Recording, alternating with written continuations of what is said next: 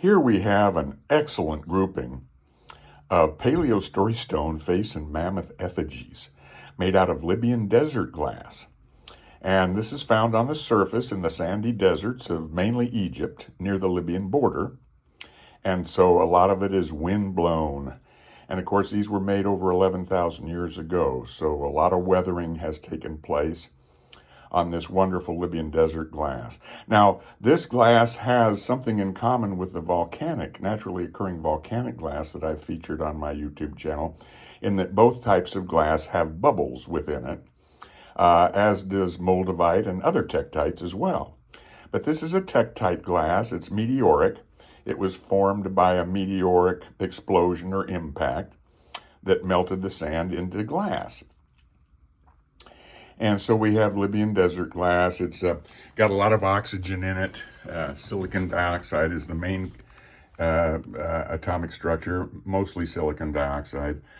And of course, naturally occurring volcanic glass has no oxygen, loaded with silicon, but no oxygen. So it differs, this glass differs greatly from naturally occurring volcanic glass, but I wanted to share these wonderful effigies. Now, most of the surface Libyan desert glass found are actually Paleolithic artifacts.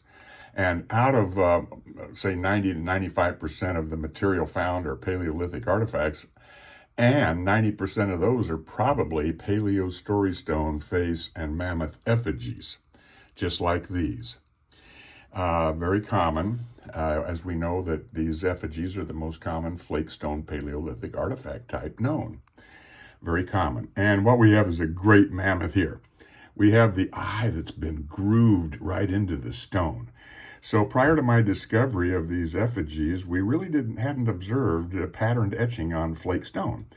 But not only do we have patterned etching, we have actual grooving, and we have grinding and smoothing.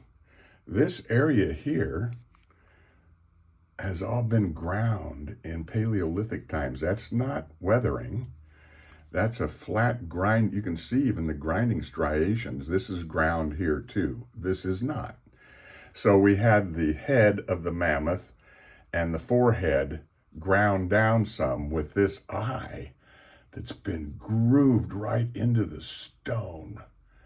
That is, and we really didn't know, we hadn't observed this grooving and patterned etching work on flake stone prior to my discovery. So that's the eye of the mammoth that's been etched with the trunk, forehead and trunk off to the right, and the trunk coming down in the back legs, two of them. Just very, very cool Paleo Story Stone effigy. And then we have an eye of a face here that's kind of been windblown some, looking left. That's the young face with the elaborate headdress and horned shaman headdress. And then when we turn it this way, now we have more of that older face facing right with this, the old big droopy nose and the open mouth looking off to the right with this, the eye right here. But just a well-worked artifact. You can tell when there's a little bit of modern nicking on this glass because it's real bright and shiny. So it's easy to tell any unfortunate little nicks or damage, but there's no modern workmanship on it whatsoever. And the patterned etching is really evident on this side, albeit weather-worn. Now we have that mammoth with the eye of the mammoth right there facing off to the left. Wow, what a cool mammoth that is right there. And then we have the baby mammoth with its little trunk here and big hair tuft, double hair tuft up above its head facing off to the right now. Just a great story stone effigy made out of Libyan desert glass. Here we have another one. This is flaked on a flake. So this is a Paleolithic flake that was flaked over 11,000 years ago into this wonderful mammoth effigy. And we have this beautiful big trunk of the mammoth and the eye of the mammoth that's been pecked out right there, facing off to the left. We also have a human face with this, the eye that's been gouged out, flaked out, and nose and mouth facing off to the left now, which is also looking up from the back of the mammoth here. But when we look at it this way, we also see this patterned etching here. Those are actual grooves and etches into the stone. They have nothing to do with percussion cracks from hitting the stone with another stone. These are not percussion cracks. They're actually grooved into the stone and very evident when you look at it with a naked eye, and also when you look at it with a 10-power loupe, without a doubt.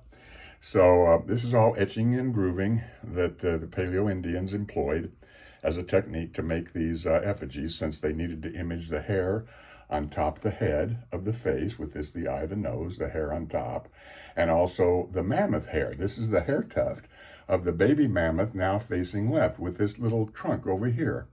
And this is the eye of the baby mammoth that's been flaked out. So now we have the baby mammoth facing off to the left, and we saw the mature mammoth now facing off to the left, and the mature mammoth here facing off to the right, and the baby mammoth facing off to the left right there. And that's on a flake. That's been done on a flake, and all those chips are intentional. It's a paleo biface is what it is. Here's another great paleo biface. Wow, they made an eye right there of the face. And we have the old face with the open mouth facing off to the left, and the younger face here looking off to the right. And then the hair is all up here. And they used the natural features of the stone to make the hair knot up on top of the head. Wow, just terrific and outstanding. Here's another eye right here that they've pecked into the piece. And now we have that, a mammoth, big mature mammoth facing off to the left. We have the baby mammoth now with its little trunk now facing off to the right. And that face here, that's the eye they flaked into it that we saw from the other side. And we have that one face looking off to the right. That's the older face with the open mouth. And then we have the younger face looking off to the left right there. Wow. What great imagery on this. Then we have another great mammoth here with the eye up here and the trunk coming down to the right. So the eye here and the trunk coming down to the right. That's a more mature mammoth right there, facing right. And then we have one more mammoth now facing off to the left. That's another great flake that's been flaked. This is another one here. This is a good example of grinding. That's all been ground in paleo times. This whole surface here has been ground in paleo times. And I'm very familiar with how that grinding looks, even on weathered and windblown examples. Here's a big flaking scar here that's been windblown. And then we have this side here. We have the front leg and back leg of the mammoth facing off to the right. And the mammoth now facing off to the left. This has been flaked around here. And this has definitely been flaked all through there. And then this has been ground right there. You can see the grinding right there, which is the sloping head of the baby mammoth, which is now facing off to the right.